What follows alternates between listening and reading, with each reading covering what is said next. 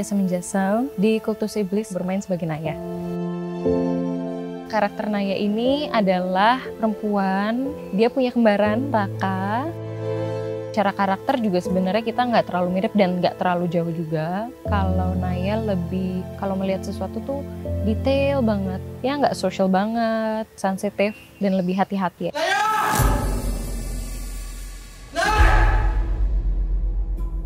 Aku Fadi Alaidrus berperan sebagai Raka di film Kultus Iblis. Dia adalah saudara kembar dari Naya. Karakter Raka ini, dia lebih keras kepala, cenderung lebih outgoing dibanding Naya. Nama saya Aryani Willems, berperan sebagai Mbak Jimah dalam film ini. Mbak Jimah itu adalah sesepuh dari Desa Rangu. Ya, dipandang di desa itu ibu kepala desa. Pulanglah kau ke Raka agak baikan. Saya Rukman Rosadi, saya berperan sebagai tokoh yang bernama Hamdan. Punya 2 anak yang bersama dengan dia. Hamdan adalah ayah suami yang berusaha menyelamatkan keluarganya dari satu kondisi yang tidak pernah dia harapkan itu menimpa dalam hidupnya. Saya Miantiara, di film Kultus Iblis ini saya berperan sebagai Mbak Weton. Mbak Weton itu seseorang yang punya kelebihan gitu, dia bisa tahu hal-hal yang mungkin tidak sembarang orang tahu gitu. Dan dia orang yang sangat tahu yang dia mau apa, rela berkorban demi keluarganya. Dan dia punya satu tujuan dan tujuan itu akan dia tuntaskan.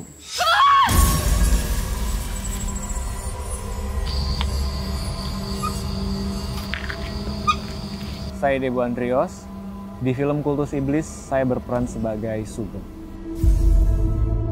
Dia adalah salah satu warga desa Rangu, seorang pria yang cukup misterius, tidak mudah untuk berkomunikasi atau berbicara dengan siapapun.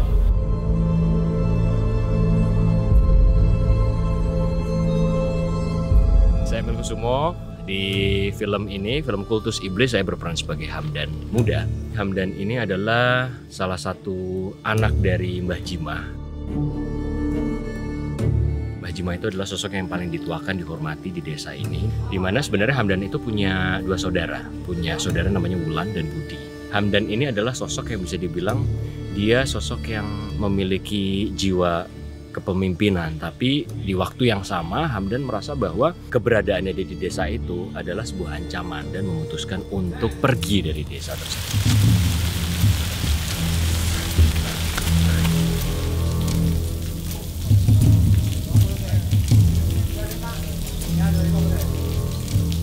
Saya Yayu Unru di film Kultus Iblis ini berperan sebagai Ketua RT.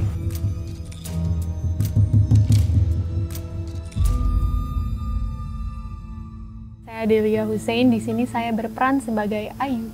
Salah satu penduduk di Desa Rangu, sangat patuh terhadap ajaran Panderek Bati, ajaran Desa Rangu. Welcome sama orang baru, agendanya dia harus melakukan sesuatu yang tidak akan kalian sangka-sangka.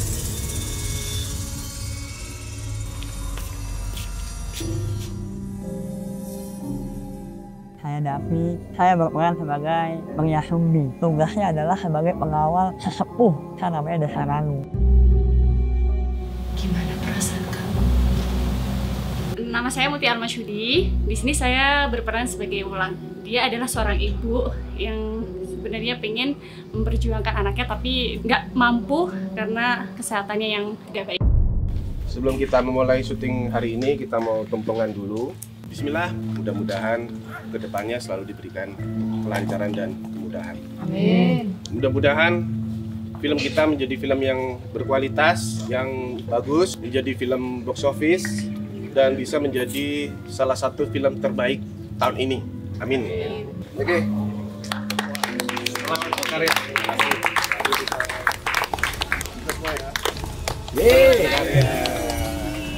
Semoga barokah untuk film kita. Awalnya sebenarnya dari tahun 2021 saya iseng-iseng nulis, saya kasih ke penulis Ilya waktu itu. Karena memang aku adalah tipe penulis yang suka challenge ya. Jadi aku tuh bilang sama Mas Rio, Mas gimana kalau kita bikin horor? Akhir 2022 itu saya ketemu dengan Bobi Prasetyo. Mas Rio ngajak saya meeting, itu saya juga dikenalin sama penulis naskahnya Mbak Ilya. Jadi mereka sudah punya cerita, saya diajak untuk brainstorming, tertarik dengan ceritanya, saya memutuskan untuk join. Rio sama Ilya Aktop ya datang ke kantor, dia menyerahkan satu cerita yang berjudul Kultus Iblis. Pak Parwes dan saya sangat amat suka dengan cerita ini.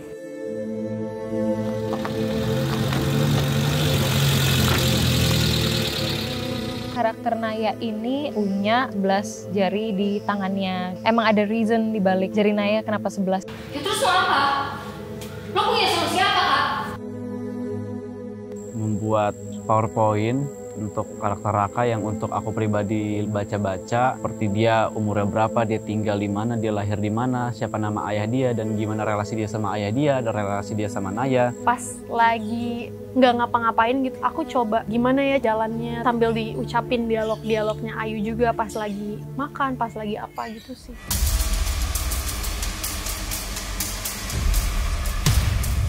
Karakternya Mbak Jima ini sangat dominan. Dan untuk masuk ranah dia itu cukup pelan-pelan.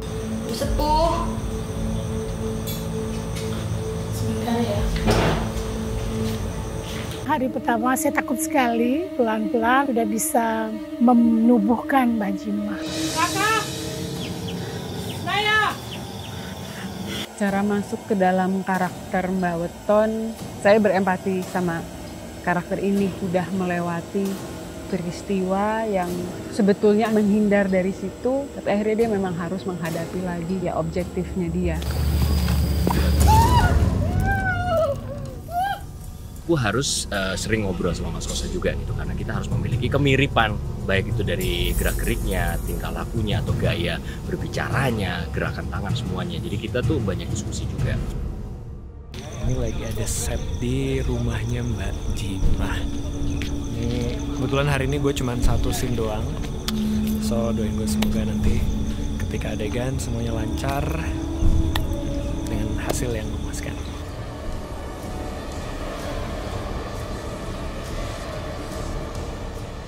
Mendalami karakter sebagai Sugeng sendiri bisa dibilang sulit tidak sulit, tapi dengan kita sharing dengan Pak Bobi dan semua pemain, alhamdulillah semuanya menyenangkan.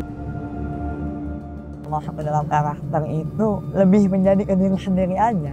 Ada apa ya? Peran ini juga menarik ya karena dia nggak ngelihat cucunya seumur hidup.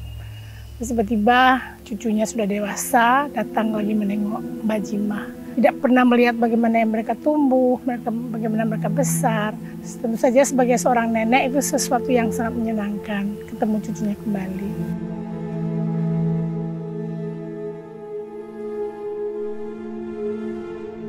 Ini nenekku adalah ibu dari ayahku yang ternyata masih hidup dan aku gak pernah ketemu selama 22 tahun. Ya, I understand kenapa Bu Aryani yang dipilih sebagai Mbak Jimah. Kita bisa rasain even di luar set, even pada saat Bu Aryani belum pakai baju Mbak Jimah, tapi kita bisa ngerasain energinya Mbak Jimah udah ada di Bu Aryani. Pertama kali ngelihat Naya dan Raka ke Desa Rangu, yang pastinya untuk Sugeng sendiri merasa asing, kaget, karena baru pertama kali ngelihat orang dari luar desa. Jadi itu yang membuat Sugeng bertanya-tanya ini siapa, apa segala macam, yang membuat Sugeng bisa dibilang penasaran dengan Naya dan Raka. Oh, ada anak seumuran dari kota, kemudian mau ke Desa Rangu. Si Ayu jadi welcome gitu, kayak ayo ikut aja nggak apa-apa gitu. Sesudah itu baru dia mengesampingkan keinginannya gitu demi mensejahterakan semua penduduk di Desa Rangu juga. Dengan Raka yang diperankan oleh Fadi, saya baru ketemu di film ini. Kalau dengan Naya, pernah juga jadi anak saya di film yang sebelumnya. Menurut saya mereka berdua punya potensi untuk kualitas yang bagus.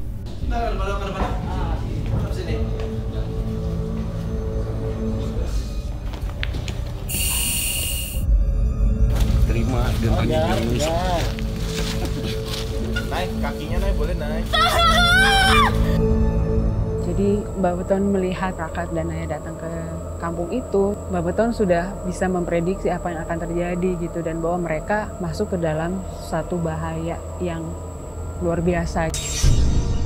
Saya, Ilya dan juga Ami ke satu desa. Kita nggak menyebutkan desa itu ada di mana, tapi secara ritual dia kuat, secara mistis dia kuat. Menarik bagi saya, kami bertemu dengan dukun. Ngobrol dengan dukun itu saya dapat banyak insight tentang perjanjian dengan makhluk halus. Itulah yang akhirnya jadi inspirasi dari cerita yang ada di balik kultus iblis. Dibuatlah skenario kultus iblis ini.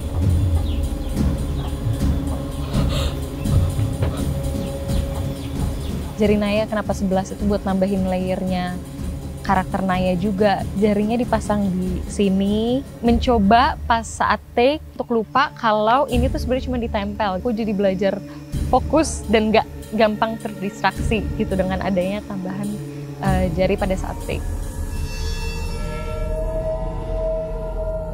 Kedifabelannya Ayu ini membuat karakter Ayu kaya gitu. Dia di bagian kuping sebelah kirinya tuh cacat. Jadi sebenarnya itu membantu aku untuk lebih dalam menyelam karakter Ayu. Manusia memang tidak ada yang sempurna ya, bahkan mungkin untuk manusia yang tidak difabel, dia pasti memiliki kekurangannya sendiri. Dan untuk manusia yang difabel tersebut, pasti dia memiliki kelebihan tertentu juga.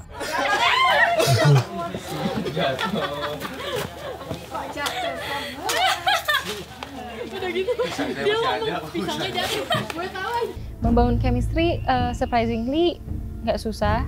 Relationship dari semua cast itu solid banget. Salah satu cara kita ngebonding buat karakter Raka sama Naya, banyak diskusi. Kalau lagi break juga kita main game bareng dari HP.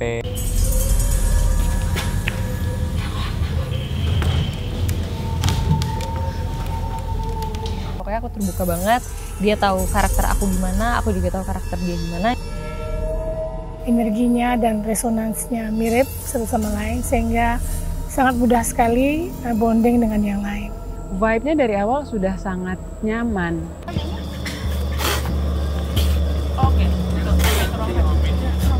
Semua pemain tuh mereka open and honest. Kebetulan ada beberapa banyak pemain tuh udah kenal, udah sering bekerja sama, jadi nggak begitu sulit.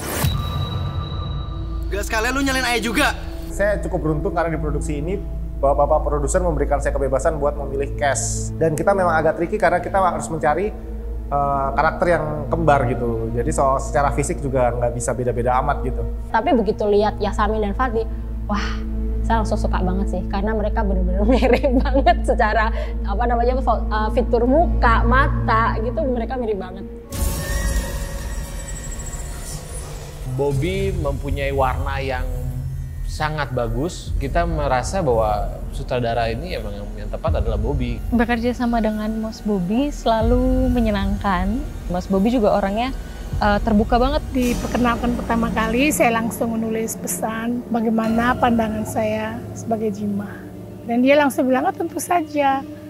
Dari detik itu saya sudah suka sama Bobby. Pak Bobby sabar banget orangnya. Dia punya gambaran yang dia ingin capai, ingin tunjukkan kepada penonton, dan aku sering banget diskusi. Saya tahu apa yang dimau Bobby, Bobby tahu apa yang dimau saya. Ya saya melihat bahwa dia makin matang sebagai sutradara. Paling senang itu sebenarnya lokasi Gunung Gelis rumah Mbak Jima ya. Karena lokasi itu di puncak, dingin. Pintunya tuh pendek, yang kita harus nunduk gitu. Terus daerahnya enak banget.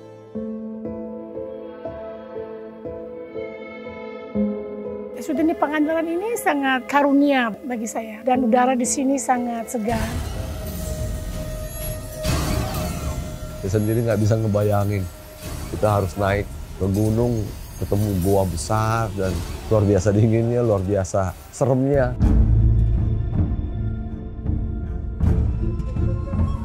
Memang sepakat untuk memakai tempat-tempat yang real ya, kayak misalnya gua gitu sebagai tempat pemujaan. Nah, kita mau mendapatkan vibes-nya gitu. Kita dapat di Pangandaran yang terkenal memang serem banget. Kita mau syuting di sana pun juga harus pamit, nggak cuma pamit sama penjaga tempatnya, tapi pamit sama yang menghuni goa itu. Layak banget, dan memang mereka benar-benar mengambil suasana-suasana memang cukup mencekam dan indah at the same time gitu. Saya tuh yang keren ya gitu, dapet gitu lokasinya yang sama, yang sesuai dengan apa yang dibayangkan. Setiap sektor kan pasti punya budaya sendiri-sendiri. Nah itu yang cukup menantang sih buat kita filmmakernya. Kita mau bikin dari mulai kostumnya, dari mulai topengnya, dari mulai kebiasaan mereka, dari mulai doanya. Dan itu mendeliver itu ke depan kamera itu lumayan PR buat kita.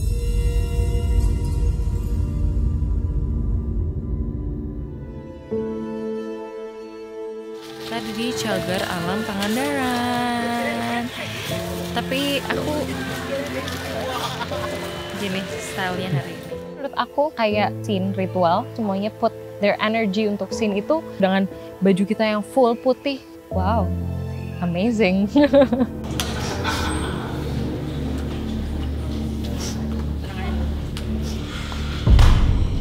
Aku sih so far paling suka scene yang paling berat pada last day. Ada beberapa kali pas lagi take aku kepala bener-bener kena batu. Untungnya Bobby sangat baik hati dan dia memberikan saya banyak ruangan, juga memberikan tip.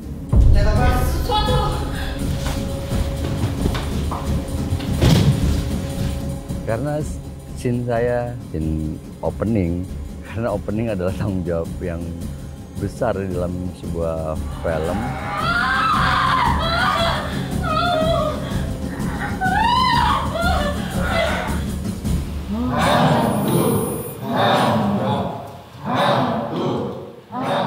Hang tur itu dari haturaken itu saya berikan. Nyo itu dari bahasa Jawa kasar, nyo itu juga artinya saya berikan gitu. Jadi hang tur hang nyo itu artinya ini saya persembahkan, ini saya berikan.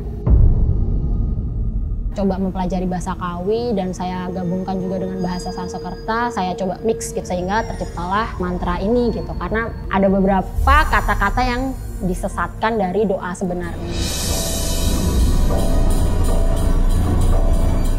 Pasti scene-scene yang ada dalam gua itu, adegan yang dahsyat, set yang begitu besar. Itu scene favorit aku sih.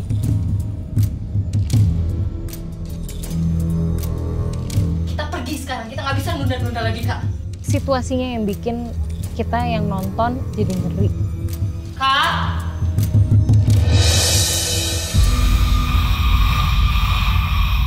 Yang kita bisa rasakan dari Kultus Iblis ini bukan hanya horornya, sebuah petualangan antara adik kakak yang kembar ini pingin mencari tahu asal-usul keluarganya mereka. Karakter juga menjadi salah satu poin kuat di film ini.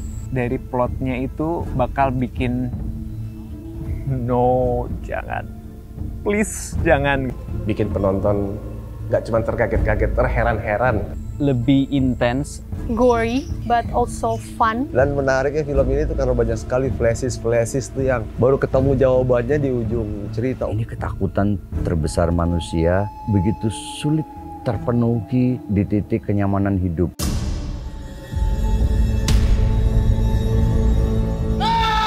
Film ini adalah tentang sesatnya orang-orang yang mencari kebahagiaan hidup.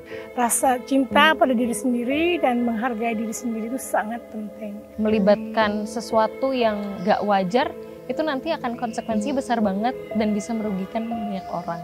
Jangan pernah percaya kepada orang yang terlihat baik atau menjudge atau menghakimi orang yang terlihat buruk. Karena kita tidak tahu siapa yang akan menolong kita dan siapa yang akan mencelakakan kita. Cinta itu lebih kuat dari segala-galanya. Segimanapun perbedaan kita sesama manusia, kita harus bisa saling menerima. Jangan berputus asa sampai kalian pilih jalan yang akan lebih membebankan dan lebih menyakitkan gitu. Jangan bersekutu dengan iblis, karena resikonya, akibatnya pasti ada.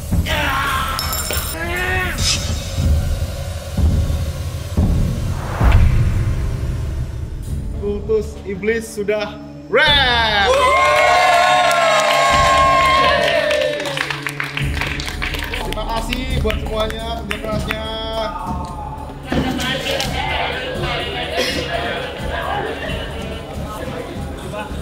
Kultus Iblis! Jangan lupa saksikan film Kultus Iblis. Film Kultus Iblis. Film Kultus Iblis. Film Kultus Iblis. Film Kultus Iblis Di bioskop. Di bioskop. Di bioskop. Di bioskop. Kesayangan kalian.